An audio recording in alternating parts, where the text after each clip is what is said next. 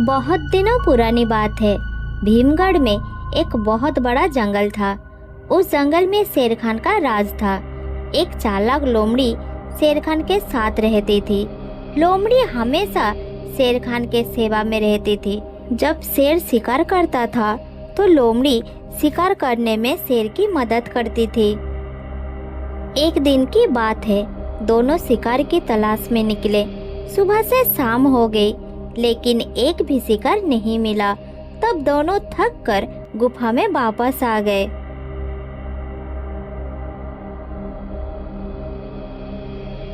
अरे लोमड़ी, आज तो एक भी शिकार नहीं मिला। लगता है भूखा पेट ही सोना पड़ेगा। अगर काल भी ऐसा होगा तो भूखा ही मर जाऊंगा। पता नहीं जंगल के सारे जानवर कहाँ चले गए। महाराज, जानवर कहीं भी नहीं गए हैं, सब यही है। सभी जानवरों ने मिलकर एक योजना बनाई है कि जब शेर खान शिकार के लिए निकलेंगे तो सभी छुप जाएंगे, जिससे वो शिकार होने से बच जाएंगे। अच्छा, तो ऐसी बात है। लेकिन मूर्ख लोमड़ी, ये बात तूने मुझे पहले क्यों नहीं बताई? पहले बता देती तो आज मुझे भूखा नहीं रहना पड़ता। तुझमें तो बिल्कुल अकल नहीं है। मैं आपको बताने ही वाली थी महाराज, लेकिन अब चुप हो जा। सुबह होने का इंतजार कर। सुबह होते ही हम शिकार पर निकलेंगे।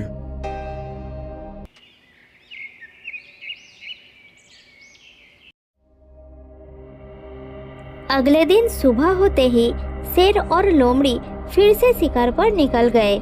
आज भी जंगल में कोई भी जानवर नहीं दिख रहा था। फिर दोनों नदी के पास गए।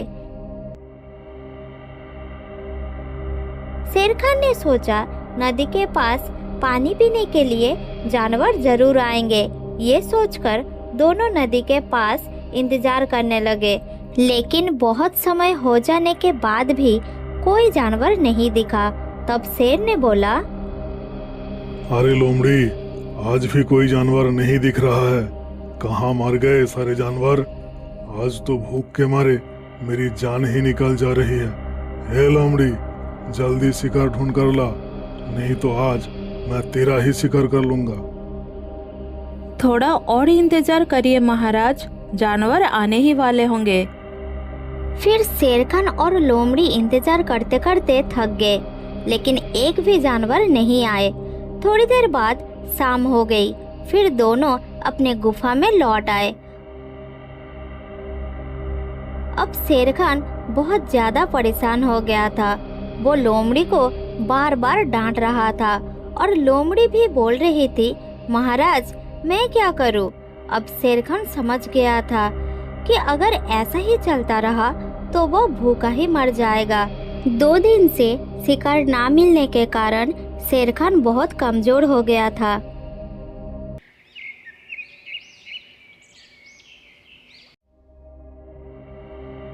अगले दिन शेर और लोमड़ी फिर से शिकार पर निकल गए। कुछ दूर जाने के बाद शेर को एक भालू दिखाई दिया। तब शेर ने सोचा, ठीक है भालू ही सही। 2 दिन बाद एक शिकार तो दिखा, लेकिन शेर इस भालू को शिकार करने के हालत में नहीं था।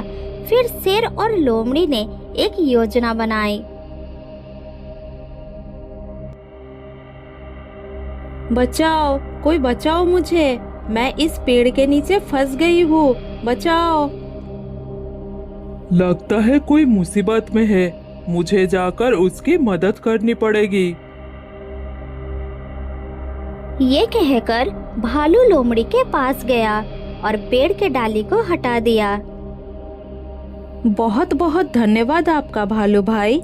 अगर आप सही समय पर नहीं आ जाते तो ना जाने क्या हो जाता। कोई बात नहीं लोमड़ी बहन, ये तो मेरा कर्तव्य था। लेकिन तुम कहाँ से आई हो? तुम्हें तो इस जंगल में पहले कभी नहीं देखा, और इस पेड़ के नीचे फंसी कैसे? भालू भाई, मैं पास के जंगल में रहती हूँ। चलते चलते थक गई थी, इसलिए यहाँ पर आराम कर रही थी। तभी अचानक ये डाल मेरे ऊपर गिर गया। फिर आपने मुझे बचाया। आपका एहसान मैं कभी नहीं भूलूंगी। अगर आप बुरा ना मानो तो एक बात कहूँ भालू भाई। हाँ हाँ बिल्कुल, इसमें बुराई की क्या बात है। भालू भाई, आज आपने मेरी जान बचा ली, इसलिए मैं आपको कुछ खिलाना चाहती हूँ। कृपया आप मेरे घर आइए, मना मत करना भैया। नहीं नहीं लोमड़ी बहन, मैं तुम्हारे साथ जा नहीं सकता। मुझे अपना घर जाना है। घर पर छोटे छोटे बच्चे और बीबी है। मैं उनके लिए खाना ढूंढने निकला था। वो सब मेरा इंतजार करते होंगे। मैं नहीं जा सकता। नहीं भालू भाई, थोड़ी ही दूर में मेरा घर है। घर पर कुछ फल भी है, आप बच्चों के लिए ले जाना। फिर भालू लोमड़ी के बार बार कहने पर मना नहीं कर पाया और उसके साथ जाने के लिए राजी हो गया। फिर भालू को साथ लेकर लोमड़ी आगे आगे चल रही थी। भालू लोमड़ी की चालाकी बिल्कुल समझ नहीं पाया। थोड़ी दूर जाने के बाद लोमड़ी एक जगह पर रुक गया और साथ में भालू भी। तभी पेड़ के ऊपर से एक जाल आकर भालू के ऊपर गिरा और भालू फंस गया। उसने जाल से निकलने के लिए छटपटाने लगा। फिर लोमड़ी से बोला, अरे लोमड़ी बहन, मैं जाल में फंस गया हूँ। मुझे निकालो इस जाल से। मेरा दम घुट रहा है। जल्दी निकालो मुझे। अरे मूर्ख भालू, मैंने ही तुझे फंसाया है। तू तो मेरा महाराज का शिकार है। 2 दिन से महाराज को कोई शिकार नहीं मिला। आज वो तेरा शिकार करेंगे। ये तुम क्या कह रही हो लोमड़ी बहन? मैं तो तुम्हें मुसीबत में देखकर तुम्हारा जान बचाया, तुम्हें बहन बोला और तुमने मुझे भाई बोलकर फंसाया। मैं तो तुझे नहीं छोड़ूंगा। एक बार जाल से निकलने दे।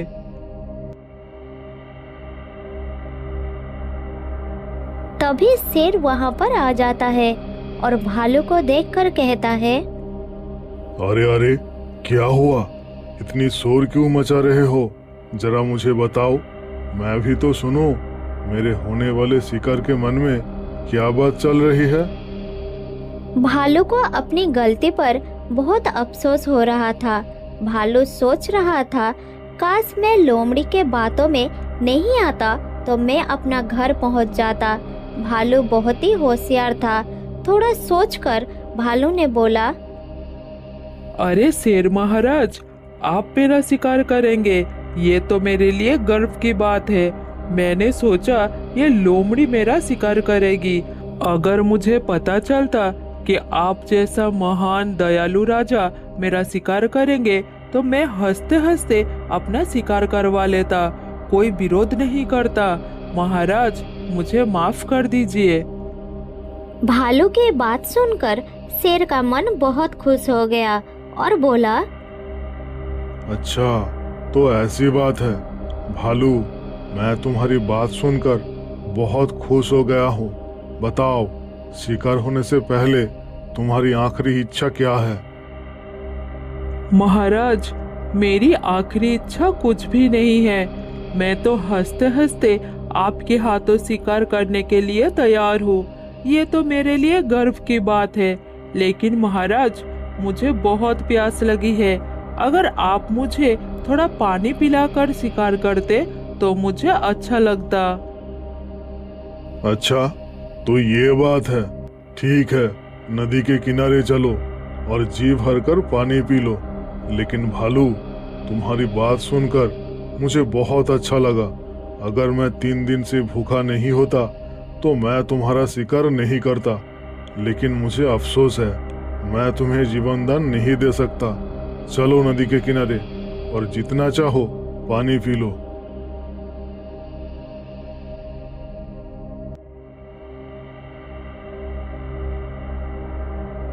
फिर तीनों मिलकर नदी के किनारे गए। नदी के किनारे जाकर जब भालू पानी पीने के लिए आगे बढ़ा तब शेर ने बोला, अरे ये मूर्ख भालू, तेरा इतना बड़ा दुस्साहस! तेरे साथ जंगल का राजा खड़ा है। मुझसे पहले पानी पीने की हिम्मत कैसे हो गया? क्या मैं तेरा झूठा पानी पीऊंगा? तू रुक, पहले मैं पानी पीऊंगा, उसके बाद तू पानी पी लेना। ठीक है महाराज, मुझे माफ कर दीजिए। मुझसे बहुत बड़ी गलती हो गई है। पहले आप पानी पी लीजिए, मैं बाद में पानी पी लूंगा। मुझे इतनी जोर से प्यास लगी थी कि मैं भूल ही गया। मेरे साथ महाराज भी है। अब जाइए महाराज, पानी पी लीजिए।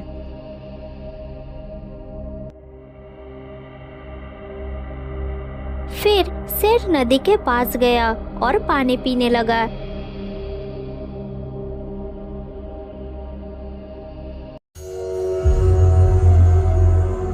इधर थोड़ी ही दूर एक मगरमच्छ ये सब देख रहा था। मगरमच्छ भालू का दोस्त था। वो धीरे धीरे उन सब के नजदीक आ रहा था। इधर शेर पानी पीने के बाद भालू को बोला, ये भालू, अब जल्दी से पानी पी लो, मुझसे और रहा नहीं जा रहा है। बहुत भूख लगी है मुझे। तुम बिल्कुल समय नष्ट मत करो, जल्दी जाओ। शेर की बात सुनकर भालू पानी पीने के लिए आगे बढ़ा। फिर खड़ा होकर चिल्लाने लगा, कहाँ हो दोस्त? जल्दी मेरे पास आओ, मैं बहुत मुसीबत में हूँ। जल्दी आओ दोस्त, बचाओ मुझे। भालू की बात सुनकर शेर और लोमड़ी हैरान हो गए और सोचने लगे, अरे, ये भालू पानी ना पीकर क्या बोल रहा है? लगता है इसका दिमाग खराब हो गया है और उल्टा सीधा बक रहा है। तभी वही मगरमच्छ भालू के सामने आकर रुक गया। मगरमच्छ बहुत ही बड़ा था। भालू जल्दी से मगरमच्छ की पीठ पर बैठ गया और बोला, लो, अब कर लो मेरा शिकार। मेरा दोस्त आ गया। तुम दोनों धोखेबाज हो। धोखे से मेरा शिकार करना चाहते थे ना? अब पानी पीकर अपना घर लौट जाओ। चलो दोस्त।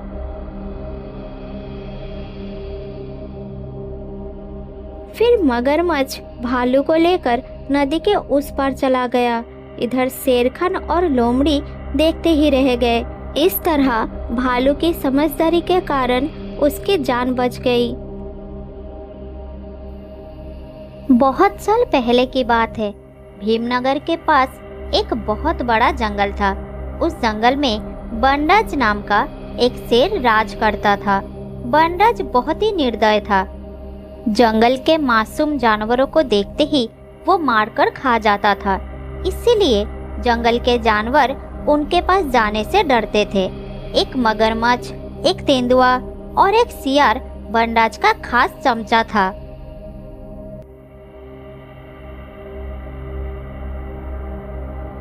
एक दिन बनराज शिकार पर निकले थे और उसके सामने एक हिरन आ गया। शेर को सामने देखकर हिरन थर-थर कांपने लगा। फिर अपना जान बचाने के लिए जोर-जोर से दौड़ने लगा। हिरन को भागते देखकर बनराज भी उसका पीछा करने लगा, मगर कुछ दूर जाने के बाद शेर ने उसे पकड़ लिया। फिर शेर हिरन को खाने ही वाला था, तभी एक और शेर उसके सामने आ गया और बोला, अरे दोस्त, छोड़ दो हिरन को। मैंने कहा ना, छोड़ दो हिरन को। क्या कहा तुमने? छोड़ दूं मैं इस हिरन को? बड़ी मुश्किल से पकड़ा मैंने इसे। ये मेरा काल का भोजन है और तुम कह रहे हो मैं इसे छोड़ दूं? काल की भूख मिटाने के लिए इसे आज ही क्यों मार रहे हो? काल की भोजन का इंतजाम काल करना, आज इसे छोड़ दो। तुम्हारा समस्या क्या है और तुम्हारे कहने पर मैं इसे क्यों छोड़ दूं? तुम हो कौन? मैं इस जंगल का राजा हूँ। इस जंगल में मेरा ही राज चलता है। अगर बचना चाहते हो तो चले जाओ यहाँ से। मैं भी पड़ोस के जंगल का राजा हूँ, उधर मेरा राज चलता है। तो फिर अपने जंगल में जाओ और अपने जंगल के जानवरों के बारे में सोचो। पहले तुम इसे छोड़ो, वरना मुझे कोई सख्त कदम उठाना पड़ेगा। इतना कहकर दूसरे जंगल के शेर ने भयंकर दहाड़ लगाया।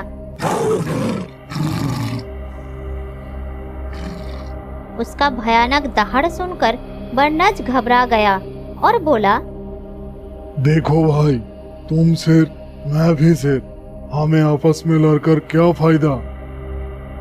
मुझे कुछ नहीं सुनना, तुम इसे छोड़ते हो या फिर मैं कुछ करूं? ठीक है भाई, छोड़ता हूँ, गुस्सा मत करो।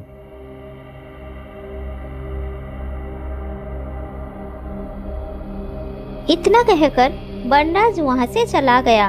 फिर हिरन ने खड़ा होकर शेर से बोला, क्या फायदा, मैं जानता हूँ उनसे छुड़ाकर तुम मुझे खाओगे। आखिर हम हिरन सदियों से तुम शेरों का भोजन बनते आए हैं। सुनो हिरन, मैं तुम्हें नहीं खाऊंगा, क्योंकि मैं शेर नहीं हूँ, नाग हूँ मैं।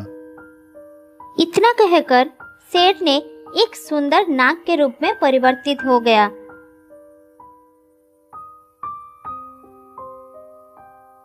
ये सब देखकर हिरन आश्चर्य हो गया। फिर शेर रूपी नाग से बोला, अरे ये कैसे हो गया, ये कैसे संभव हुआ, तुम नाग कैसे बने?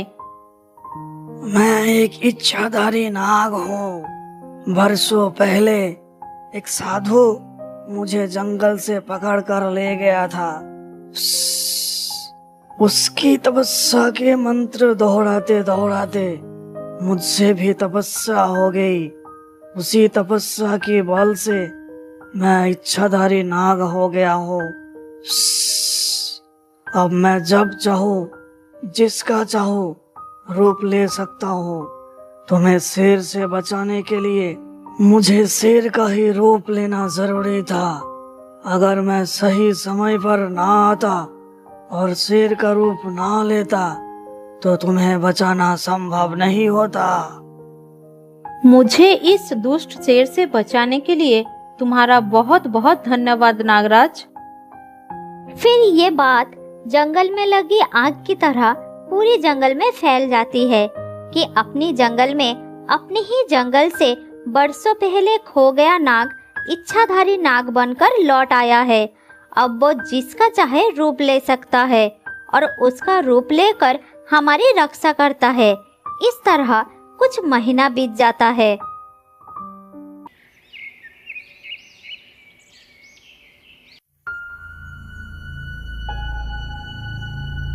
एक दिन एक खतरनाक शिकारी जंगल में आता है और जंगल के कई जानवरों को पकड़कर पिंजरे में बंद करके शहर ले जाने लगता है। अरे वाह, इस बार तो बहुत सारा जानवर पकड़ा गया है। अगली बार जब आऊंगा तब शेर को भी पकड़कर ले जाऊंगा और उसे सर्कस वालों को बेच दूंगा। बहुत अच्छा दाम मिलेगा मुझे, मगर इस जानवरों को बेचकर भी अच्छा दाम मिलेगा। अगर इसी तरह चलता रहा तो बहुत जल्द मैं अमीर बन जाऊंगा। लेकिन इन सब को ले जाने के लिए मुझे एक ट्रक का इंतजाम करना होगा। तुम तैयार होकर इधर रुको, मैं एक ट्रक का बंदोबस्त करके जल्द ही वापस आ जाऊंगा। इतना कहकर शिकारी वहां से चला जाता है। उधर एक झाड़ियों के पीछे नागराज छुपकर सब कुछ देख रहा था। फिर वो कहता है, अच्छा, तो पूरा जंगल शहर ले जाना चाहता है और जंगल के मासूम जानवरों को बेचकर अमीर आदमी होना चाहता है। लेकिन मेरे रहते मैं ऐसा बिल्कुल नहीं होने दूंगा। उधर सारे जानवर डर के मारे पिंजरे के अंदर कांप रहे थे। अब हमारा क्या होगा? इस दुष्ट शिकारी ने हमें शहर ले जाकर बेच देगा, फिर हम सब अलग हो जाएंगे। हे भगवान, हमारी मदद करना। हाँ भाई, हमें एकमात्र भगवान ही इस मुसीबत से निकाल सकते हैं। वो सब बातें कर ही रहे थे, तभी वहाँ पर वही शिकारी आ जाता है। मंगलो, सारे जानवरों को छोड़ दो, अभी के अभी छोड़ दो। मगर बॉस, आपने तो कहा था कि सारे जानवरों को शहर ले जाना है, रातों रात अमीर आदमी बनना है। तो आप इरादा क्यों बदल लिया बॉस? चुप करो मूर्ख। बॉस मैं हूँ या तुम? छोड़ो इन्हें। मेरा इरादा बदल गया है। मैं अब आमिर नहीं बनना चाहता। मेरी बात मानो और जल्दी छोड़ दो, वरना मैं तुम्हें इस जंगल में छोड़ जाऊंगा। सॉरी बॉस, ऐसा मत करो। मैं अभी छोड़ देता हूँ सारे जानवरों को।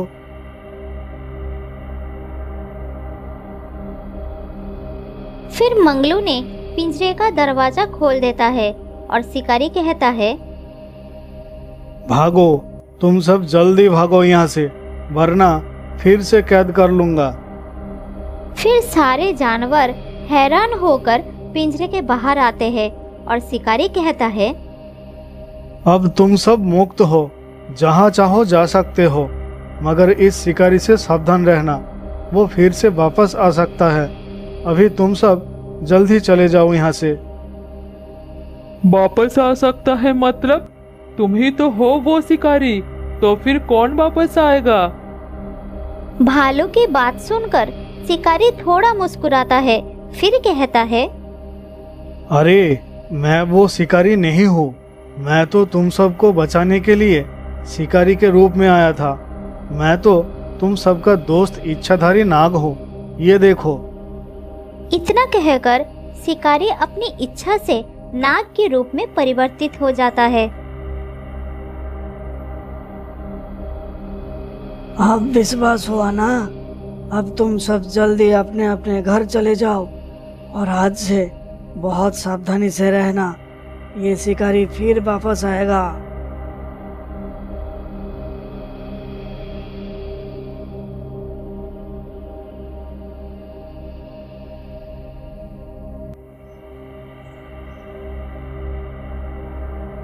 उस दिन के बाद जंगल के जानवर कोई समस्या लेकर शेरराज के पास जाने के बजाय सीधा नाग के पास पहुंचता था और नाग उस समस्या का हल आसानी से कर देता था। ये सब देखकर शेरराज को अपनी बेइज्जती महसूस होती है। जंगल का राजा वो और राज करे वो नाग, ये बात उसे सहन नहीं होती। फिर वो गुफा में वापस जाकर उसी दिन अपने दोस्तों को दरबार में बुलाता है। तुम सबको पता है इस जंगल में क्या चल रहा है? जंगल का राजा मैं हूँ और राज कर रहा है वो नाग। सारे जानवर अब उसी के पास जा रहे हैं और शेर बनकर मेरा शिकार भी छीन ले जा रहा है वो। आप ठीक कह रहे हैं महाराज। एक दिन वो मुझसे भी बड़ा मगरमच्छ बनकर मेरे सामने आया और मेरे मुंह से बकरा छीन ले गया। आपको पता है महाराज, उस दिन मुझे भूखा पेट ही रहना पड़ा। ऐसा हाल मेरा भी है। मैं तो अब शिकार पर जाता हूँ तो असली शेर देखकर भी यही सोचता हूँ, कहीं ये इच्छाधारी नाग तो शेर बनकर नहीं आ गया। मुझे भी जंगल में डर डर कर घूमना पड़ रहा है। सियार, तुम तो बहुत चतुर हो। अपनी चतुराई से इस इच्छाधारी नाग से हमारा पीछा छुड़ाओ, नहीं तो सब भूखा मरोगे। हाँ सियार भाई, शेरराज ने ठीक ही कहा। तुम ही कुछ उपाय निकाल सकते हो और मैं वचन देता हूँ, अगर तुम हम सबको इस मुसीबत से निकालोगे तो कोई भी मगरमच्छ एक भी सियार को नदी में पानी पीने आने पर शिकार नहीं करेगा। शेरराज और मगरमच्छ की बात सुनकर सियार कुछ देर सोचा, फिर बोला, हाँ याद आया, इसका तो एक ही रास्ता है। नेवलेराज से कहकर नाग को मरवा देते हैं। इस नाग का इलाज नेवलेराज ही कर सकता है। ये सब कैसे होगा? क्या सोच रहे हो? जरा खुलकर बताओ सियार। महाराज, नेवले को हम नाग के बिल के बाहर छुपा देंगे। बिल से बाहर निकलने के लिए नाग अपना फन ही पहले बाहर निकालता है। जैसे ही नाग बिल से अपना फन निकालेगा, तभी नेवला उसका फन अपनी नुकीली दांतों में पकड़ लेगा और उसका काम तमाम कर देगा। अगर नेवला नाग का फन पकड़ लिया और तभी नाग कोई दूसरा जानवर का रूप लेकर नेवले को ही मार दिया तो? नहीं मार पाएगा महाराज। नाग जब भी कोई जानवर का रूप लेता है तभी वो अपनी आंख बंद करके मंत्र पढ़ता है, और जब आंख ही फूट जाएगी तो वो मंत्र नहीं पढ़ पाएगा। नेवले उसे तब तक नहीं छोड़ेंगे जब तक वो शांत न हो जाए। वाह वाह, बहुत अच्छा उपाय निकाला तुमने। चलो नेवले के पास चलते हैं। फिर वो सब मिलकर नेवले के पास जाते हैं और पूरी योजना समझा देते हैं। सारी बात सुनकर नेवला राजी हो जाता है।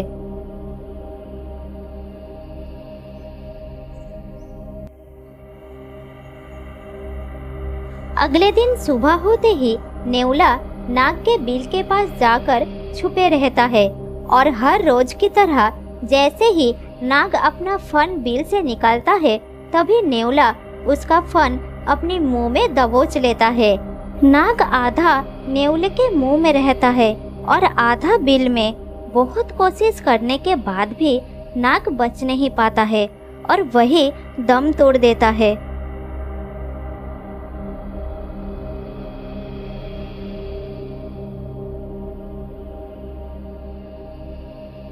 नाग के मौत की खबर सुनकर पूरा जंगल उदास हो जाते हैं।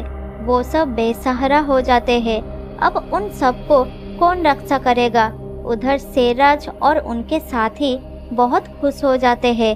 फिर शेर हंसते हंसते कहता है, अब पूरे जंगल में मेरा ही राज चलेगा। हर कोई अपनी समस्या लेकर मेरे पास ही आएगा। अब से मेरा शिकार भी कोई छीन नहीं पाएगा।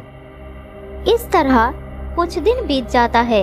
वो सब बहुत खुश थे, लेकिन अचानक शेरराज की खुशी दुख में बदलने वाला था। वही शिकारी शेर को ढूंढते हुए जंगल में आता है और शेरराज के साथ साथ उनके दोस्तों को भी पिंजरे में बंद कर लेता है। आखिर ये शेर मेरा शिकार हो ही गया। अब मैं अमीर, बहुत अमीर हो जाऊंगा। अब किसी भी हालत में मैं इन सबको नहीं छोड़ूंगा। मंगलू, अभी तुम इन सबको शहर ले जाने की इंतजाम करो। उधर पिंजरे के अंदर शेर बहुत डर गया था। वो चुपचाप खड़ा था। अच्छा सियार, मैंने सुना था कि पिछली बार भी ये शिकारी हमारे जंगल के जानवरों को पकड़ा था, लेकिन उस बार वो सब किसी कारणवश छूट गए थे पिंजरे से। आखिर वो सब कैसे हुआ था? क्या तुम बता सकते हो? हम भी पिंजरे से निकलना चाहते हैं। अब हम सब किसी भी हालत में बाहर नहीं निकल सकते महाराज। ऐसा क्यों सियार? तब अगर निकल सकते हैं तो अब क्यों नहीं?